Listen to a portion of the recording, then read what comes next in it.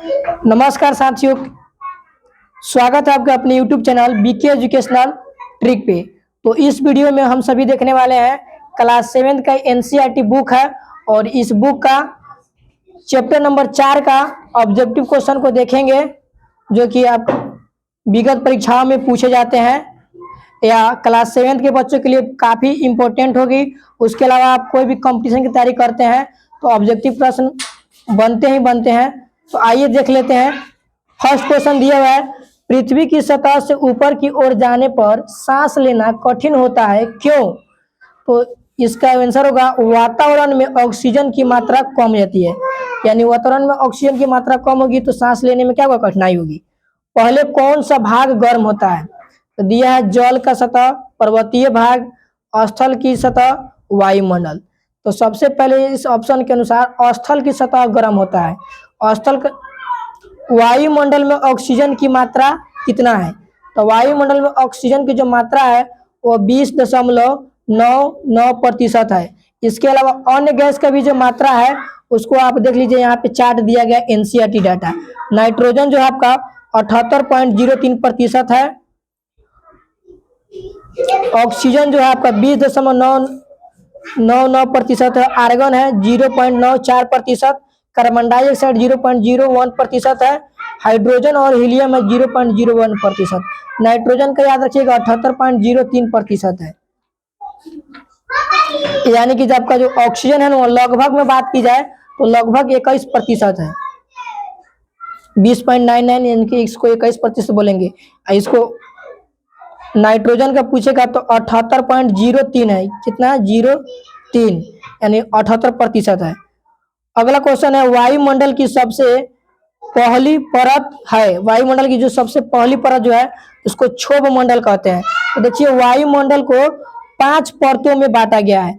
ये आपका क्षोभ मंडल है, दूसरा सप्ताप मंडल, उसके बाद मध्य मंडल सबसे बीच वाला मंडल होता है, उसके बाद वाला बाह्य मंडल होता है, इसी को ही आयन मंडल भी कहते हैं, और सबसे लास्ट में होता है बहिर्मंडल, यह सबसे ऊपरी परत है।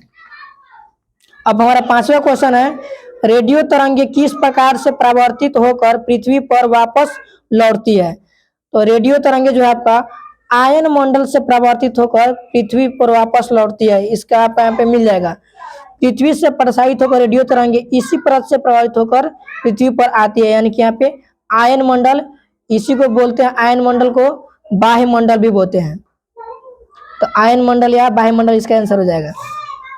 अब दे रहा है रिक्त स्थानों की पूर्ति करने के लिए समताप मंडल का आरंभ डैश के बाद होता है। तो समताप मंडल का आरंभ क्षोभ मंडल के बाद होता है। सबसे निचली परत होता है क्षोभ मंडल, और इसकी लंबाई की बात करें क्षोभ मंडल, तो क्षोभ मंडल का जो एती होता है ना, मतलब औसतन 13 किलोमीटर का एरिया होता है ऊंचाई में।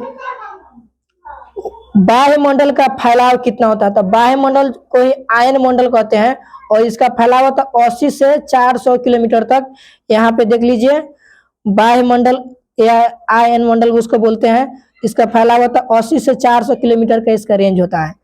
अब कह रहा है कि हल्की गैस से डैश अंतरिक्ष तैरती है। हल्की गैस बहिर्मंडल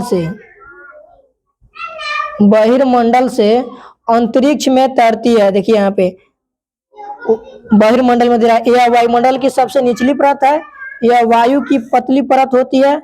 हल्की गैस जैसे हीलियम, हाइड्रोजन यहीं से अंतरिक्ष में तैरते हैं, यानी बहिर्मंडल से ही अंतरिक्ष में तैरते हैं।